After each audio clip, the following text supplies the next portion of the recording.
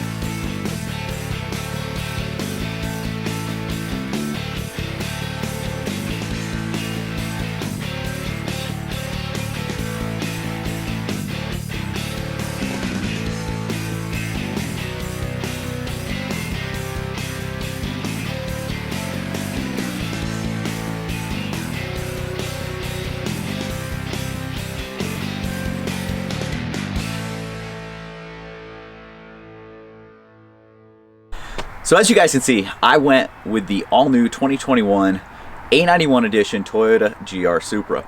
Now this thing is a ton of fun to drive. From the factory, they quote 382 horsepower, 368 foot-pounds of torque, but Car and Driver and a few other people have thrown it onto the dyno and end up with about 388 wheel horsepower and 421 pound-feet of torque, so quite a bit above what it's actually spec'd at, which is exactly how it was with the 2020. 2020 was 335, and they were seeing 335 to 340 wheel. This one has 388 wheel, and there's a lot of mods out there that you can do. That's what's great about this car, is it really is a tuner car. That B58 engine is just, it's meant to have people tweak it, tune it, and really pull a ton more horsepower and torque out of it. It's just a fun car. I mean, this thing has been a blast to drive. I've really been enjoying it and really look forward to enjoying it a hell of a lot more. One of the cool things is people with the 2020 and even the earlier 2021s are seeing 500 plus horsepower, close to 600 pound-feet of torque with really minor modifications. Less than $4,000 or $5,000 worth of modifications will get you really supercar level performance out of this, and that's pretty awesome. When you get into a car at the $50,000 to $60,000 price point, you don't expect to be able to hang with $160,000, $170,000 cars, but with just a little bit of tuning, you really can with this one. So let's take a look at some of the mods that I've done to this so far. Nothing crazy, nothing outside of just some small mods, but let's take a look at what we've done. Okay, so one of the big complaints just about everyone has from the moment they released this car, and it's still true, you would have thought they would have fixed it when they came out with the 2021s, but they didn't. Toyota, you gotta fix this. Wind buffeting. Windows down, anywhere between about 25 and 60 miles an hour, the wind buffeting gets so bad, it's like bass just slamming your eardrums. But it gets so bad you just can't even drive with the windows down. Now, a lot of companies have come out with solutions to that. I went with the Veris. So this is an anti-wind buffeting piece that goes right here. Just attaches with some 3M tape. It's carbon fiber, so it matches the mirror covers here, and it matches the spoiler that I added. But this Veris wind deflector changes the airflow so that it isn't going into the car and it isn't causing that. So I've got one on each side, and that makes it so that I can drive with the windows down, which when the weather is good, not today, but when the weather is good, that is a great thing you'll want to do with this car, is drive with the windows down, feel the wind in your hair. But those are mandatory to make that happen. There are some cheaper options out there. This one happens to be carbon fiber. I wanted to go with the carbon fiber look because it matches everything else I'm doing here. So that's the first thing I did. Let's take a look at the next. All right, sticking with the carbon fiber theme, the A91 Edition was supposed to come with a duckbill lip on the back. So all the cars come with a little bit of a spoiler on the trunk lid here, but the A91 was supposed to come with a carbon fiber painted matte black to match the stripes spoiler. However, they had some product defects with them, and they had some really long lead times due to COVID and everything else going on. So they sent a few with it, but most came without it. And so I elected to go ahead and take delivery of mine without it. Now they knocked the price of it off of the sticker price, and I was able to get this one. This is the Rec Speed Carbon. It's in the gloss, and I'm actually glad that it didn't come with the black one, because what they did was they took a carbon fiber spoiler and they painted it matte black. I really like, I mean, you've got the exposed carbon on the mirror caps. I went with the Veris carbon for the wind deflectors, and then I've got this. And so having this with that bare carbon, the gloss, really kind of ties everything together and stands out and looks great. So this was the second mod that I did. Real easy install, just like the Veris piece. It is 3M. There are some great videos out there online on how to install it. You kind of start the tape, peel it, use some masking tape, put it up, get it placed where you want it, push down, pull all the tape out, and it works great. And so that's that. Real easy install, but really adds something to this car. Really is what it was missing, since it didn't have that black one, but I really like that exposed carbon fiber. So the next mod that I did involves adding ports to the subwoofer. So the subwoofers that come in here, this is the JBL sound system. It's like a 500 watt sound system, and it lacks a little bit of punch and really has quite a bit of rattle to it when it comes stock. So there is a mod out there that's called the Tada mod, and it's a guy named Tada went ahead and put this together. And so what it is you actually take off this bottom panel down here, you put in the ports, you also add matting inside of the woofer box, and then you add some foam behind that panel, put it all back together, along with changing some EQ settings and using the bimmer code app to change some parameters and take out the active sound that comes on the sport mode. So in order to really take full advantage of that mod to the subs, you have to turn off that sound feature. It's a false, fake exhaust noise. It's about 200 hertz that comes out of the subwoofers, and it tends to distort your music and just doesn't sound all that good. So in order to do it, what you need is the bimmer code app, which is about $32. You download it on your phone, really easy to use. The OBD link MX Plus is what I chose to use for that. Simply plug it in, it's Bluetooth, it connects to your phone. It has a bunch of parameters that you can take a look at, you can change, but then you get into the bimmer code and you can actually change a whole bunch of stuff. So I turned off that sound function. I turned off a bunch of other stuff like the seatbelt chimes, the warning notifications that you get when you start up the car. I set it so that it saves the auto off feature. I don't like the car shutting off when I come to a stop, so I turned it off. And usually if you don't have this and you haven't gone through the process, every time you start the car you have to turn it off. With the way that it's set up now, I turned it off, and every time I start the car it remembers that and it's turned off. One of the downsides to having a 2021 that was manufactured, it has an ECU that was manufactured after 7/20, so after July of 20, is that it does not have the ability to be tuned at this point, and it does affect actually the bimmer code and getting into certain functions. The body domain controller stuff, which is where you can set it to remember your sport mode and always start up in sport mode, and change the reverse mirror tilt and a bunch of other things that I thought were cool that I wanted to change. I can't change with this because that part is locked out.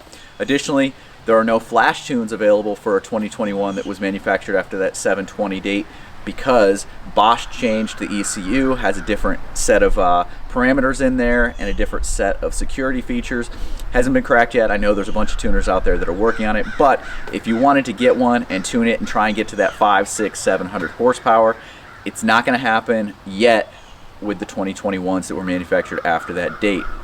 Just kind of one of the downsides. If you need that, if you want that, look for a younger, an older 21 or a 2020. All the 2020s are available to tune. You can. Some of them even come with their ECUs unlocked. Some of them you have to get bench unlocked. But either way, very tunable cars. and I know they're working on it for the later edition 2021s like mine here. So the last two mods that I'm going to tell you about that I've done so far both involve the wheels. Well, wheels and tires.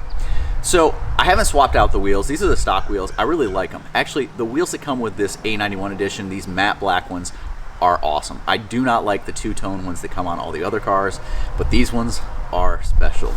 They're pretty awesome. So what I did was I didn't like the stance. The wheels and the tires were recessed in underneath the wheel wells, not aligned with the side of the body. And so what I did was I got from Berger, I got 13 millimeter spacers for the front and 15 millimeter spacers for the rear, widened the stance a little bit, brought it out to the edge of the body, and really makes it look better. Stance is better, handling is better. It's just a wider stance and it looks better. Additionally, as you can tell out here right now, it is a little bit cold out here. It's sitting right around 40 degrees right now. And between 40 and 45 degrees is where you really start to notice that the stock tires, those Michelin Super Sports that are on here, don't hook up all that well. They become a little too hard and the grip just goes away completely.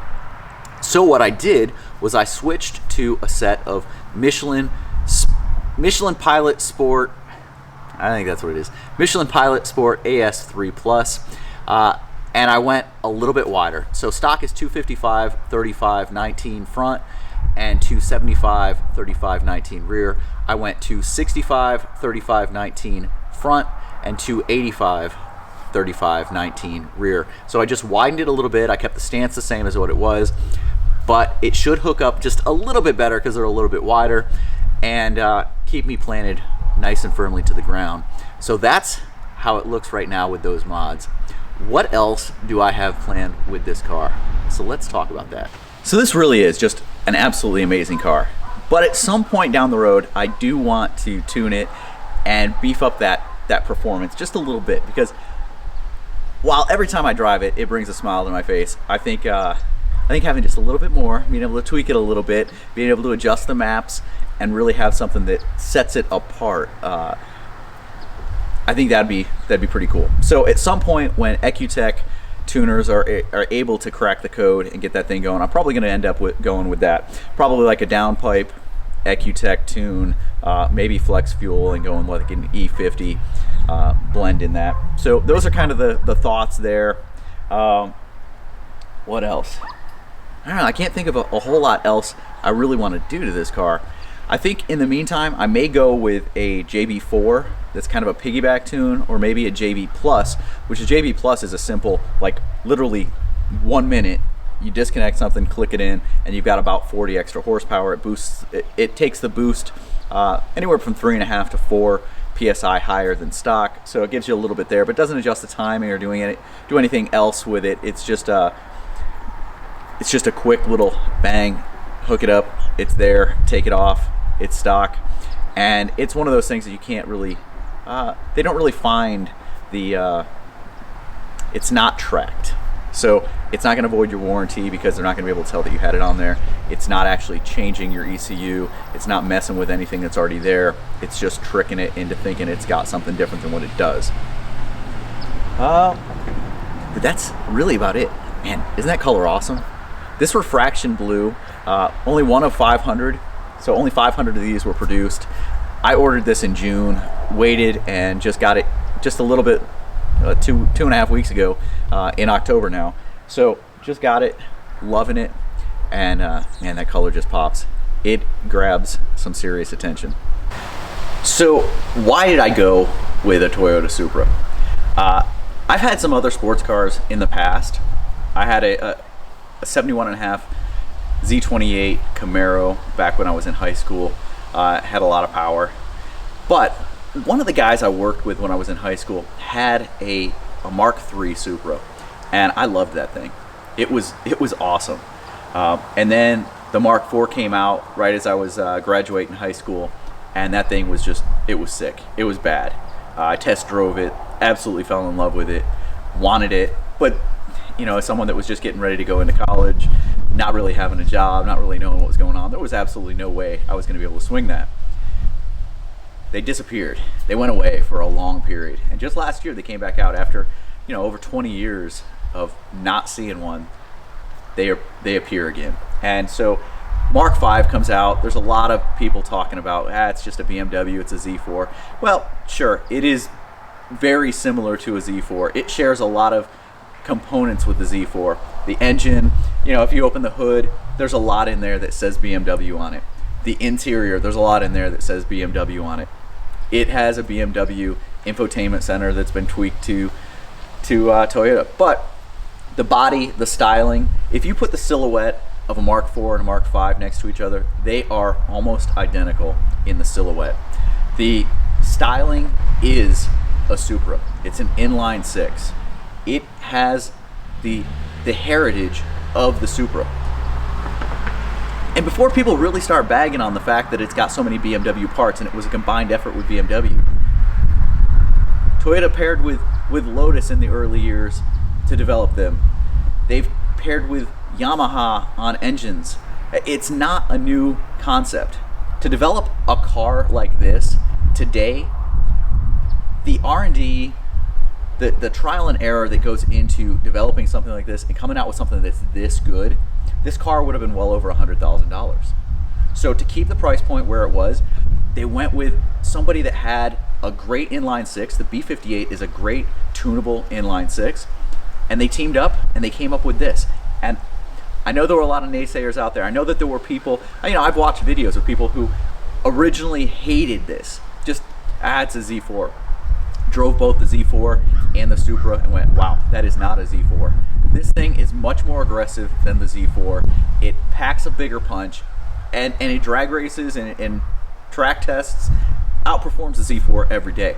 And as they keep bumping up the power, went from 335 to 382, and even those are toned down numbers. They're a little bit conservative from what it really is. They're doing better than that at the wheel. It's just a great package. And so the heritage is there. There's been partnerships before with the Supra, and there will probably be more if it ever comes out again. Now, they say this is only going to go through about 2023. They're going to come out with a super high-end one that will probably be over 100,000, and that's the GRMN version. But for me, I ordered this one. I waited quite a while to get it, and I am absolutely ecstatic. I waited. I almost didn't. I almost went somewhere else. I almost went with a different color. I almost went to a C8. I'm glad I got this. I really, really am glad I got this. This thing has been a blast to drive. I'm really enjoying it, and there's just so much potential here with it. And at the price point, you just can't beat it. It is probably the best bang for the buck sports car out there, in my opinion. All right, guys, keep checking this out. This is a new channel. I'm trying to do new things with this. I will do some more mods and pieces and show you guys how that worked. We'll go out and drive this thing. I'll show you guys detailing tips. But we're just going to keep this going. We're going to have fun with it. Come on back. Take it easy, guys.